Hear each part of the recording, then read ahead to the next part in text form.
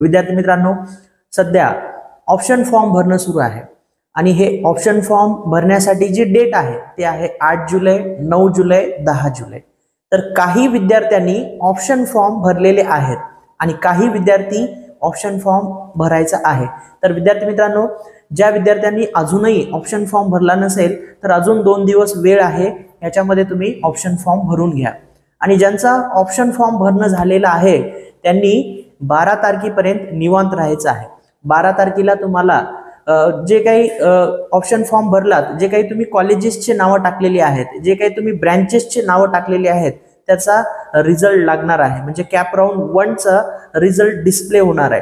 म्हणजे तुम्ही भरलेल्यापैकी तुम्हाला कोणतं कॉलेज मिळालं हे तुम्हाला समजणार आहे. आणि आता तुम्ही जर तुमच्या पर्सेंटेजनुसार कॉलेज जर टाकलेलं असेल तर तुम्हाला नक्की फर्स्ट कॅप राऊंड मध्ये तुम्हाला कॉलेज मिळून जाईल. मग ते तुम्हाला कधी मिळणार आहे? 12 तारखेला मिळणार आहे. लक्षात ठेवा, डेट 12 जुलै 2025.